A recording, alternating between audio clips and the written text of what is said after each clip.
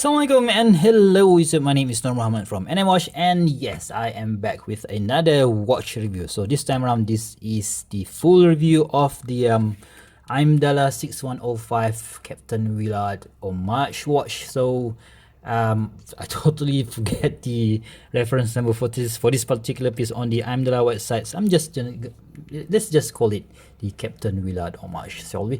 All right. So there are tons of homage watch to this version to this Seiko. So there are brands. There's from Steel Dive, from whatever brand. Maybe there are a few other brands, micro brands as well. But I've chose to go for the Heimdallr because I've never really checked out any product from them before, so that is one of the reason why I choose this one. Right, so anyway, but let's do a quick wristwatch check. Today I am wearing, of course, another turtle watch. This is the Seiko SRPA 21A, the real deal, the real Seiko turtle, or the reissue of the Seiko 6, was it 6309? Come on, I can't remember, but yeah, I think it's 6309. So the Seiko released this somewhere in I think 2015 or 2016. I've got this watch for about 350 bucks or about 400 bucks, so quite a lot of money. And for this one, I've got this for about less than 120. So, or was it 110? I can't remember, but yeah, I've got quite a good deal for this particular piece, and let's check it out. Right, so if you can see that during the unboxing video or the initial video review, it came on this natural rubber straps with the what do you call this, come on, with a sign buckle. So we can see that there is a, come on, focus. Oh no, it's not focusing. Yep, there is a sign Heimdallr buckle up top. A pretty simple but an effective way, and I don't really like a chunky buckle, so this is just nice. Nothing wrong with the strap though, but you know what, with this waffle kind of strap, the holes the pitch of the holes are quite far apart from each other. So I've really recently lost a bit of weight, so kind of when I use it, I have to go for a much tighter hole, and it doesn't really, I don't really like it tightly wear something tight, because in Malaysia it's quite hot right now, bro, and we have a rainy season where we have a very hot afternoon, and in the evening we have a whole lot of rain coming down. So that is good, but yeah, it's just not for me. All right, so let's get back to the watch head. So basically, so what do we get for say you got a dimension of 44 mil from here to here, the diameter. So from lug to lug is 47 millimeters. The thickness of the watch is about 13.5 millimeters, and we have a lug width of 20 millimeters. So a very nice size. The weight of this thing is about 95 grams on this configuration. So the Heimdallr also have, I think they sell it in with bracelet as well. I don't really like the bracelet, so that is why I choose this version. Of course, they do have a stainless steel bezel version, but I've opted for this black ceramic bezel insert, and of course I've got this black. They only do this black dial, and yeah, I think it looks absolutely awesome. Right, so sapphire crystal ceramic bezel insert, Seiko NH35 Seiko NH35 movement, a very reliable movements that have been used in quite a lot of these Chinese brands, and also micro brands. And yeah, I think that is a very nice choice, because you know what, this is a Seiko homage, so you're not gonna be using any Miyota movement and on a Seiko homage, right? So anyway, so let's get back to the watch. The dial features this what do you call this, very shiny black dial on this indices. That is, we have this rectangular hour indices, and of course we have this double chevron 12 o'clock indices, and we have that some people like to hate this thing, this logo, the Heimdallr logo. So there's somebody who commented that Heimdallr name has nothing to do with that shark logo. So yeah, I have to agree with him on that one, but I do like the logo nonetheless, right? So we have this minute the second marker, second hands here with that what do you call this, traffic light tip, and we have a very simple rectangular minute hands here, and of course the hour hands there. And we have also this what do you call this, a frame date window which is in white. Maybe they should go for the black, this I'm not sure, but yeah, I think this one looks okay, no problem whatsoever. And the best thing about this style is it doesn't have any chaptering, which for me contributes to a very, there's no misalignment issue, right? So if you do have a chaptering for this minute markers, and you will have that alignment issue on this one, there's no problem whatsoever. And we have, if you see the sapphire crystal here, there is a bevel, right? So there is a beveling here, so you will see quite a nice a bit of distortion there. But the bad part about having this bevel is sometimes some dust or some smudges can get inside here, and it looks like there is a scratch, but it's actually not a scratch, right? So at the bottom side, at the 6 o'clock, let me just move the hands a bit so that you can see.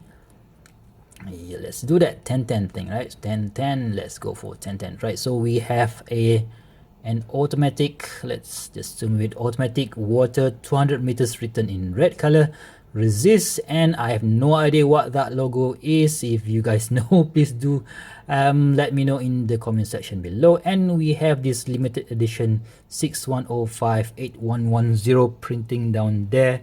I am pretty sure that this is not a limited edition, but it is what it is, right? So anyway, so this, of course, I just hacked the movement because this is a Seiko NH35. It hacks, and you can hand wind it. You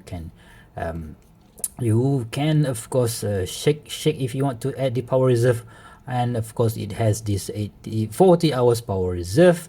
And yeah, talking about the crown, so the crown is mimicking the old 6105, where we have this groove here, and we have this what do you call this, not bevel, this pattern here, and screwing it in.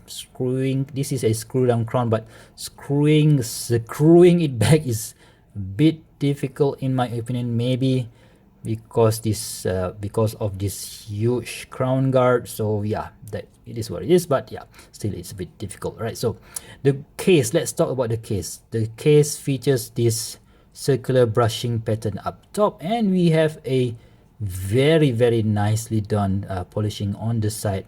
And check out that case, guys. The case just curve really nicely on your wrist, and out at this side. It's again similar case polishing, which is, for me, you know what, I'm maybe somebody will going to be mad at me for saying this. Let's just give it a comparison between these two, right? So you can see that the lines here is very sharp, and when you compare it with the original Seiko 6309, it's not really that sharp. So maybe this is a design decision done by Seiko, but I still prefer the sharp lines on the 6105 style case, right? So anyway, out the bezel, right? So we have a ceramic bezel insert with a lume pip up top here. Of course, the ceramic is going to be giving you that shiny look, and this is not a full lume ceramic bezel insert. We only have lume on the pip, and the pip itself is a bit high. It is guarded by that metal here. Let's see how long that thing will hold on before it falls off. But yeah, let's check out the bezel action. The bezel action is a bit, oh man, this is very tight and difficult bezel to turn. I'm not really sure if this is because the watch is new. I did have the similar problem with the bezel on my Orient Ray 2, and that thing has loosened a bit after a few years of use. And yeah, at the on the crown there's no shark logo whatsoever, so we have a plain unsigned crown. And on the back, let's see, what is available at the back. So we have a Heimdallr screw down case back, and it mentioned here sapphire crystal, automatic movement, all stainless steel, water resistant, up to 200 meters, and of course that Heimdallr shark logo. So basically at the bottom, so you can see that it is a practically a very flat case, so there's no sharp edges whatsoever. And the good thing about I do like about Heimdallr is that they don't polish out this portion, and for me, if they make it into a polish finishing, it will look quite ugly, especially because I don't really I do use these watches, my watches, on straps anyway, so I rarely use bracelets on my watches. So yeah, I prefer the brushed finishing, right? So let's see how it look. Oh, let's just do a quick comparison. So both of these watches is 44 millimeters, right? So but you can see from just comparing these two, the Heimdallr looks a bit smaller, right? So maybe it looks a lot smaller because of the dial diameter is a lot smaller comparing with the Seiko Turtle. Maybe I should do a Seiko Turtle comparison video, guys. So what do you guys think? All right, so let's just check out how this thing looks on my 6.75 inch wrist. All right, so this strap is very nice, guys. Check out that sheen.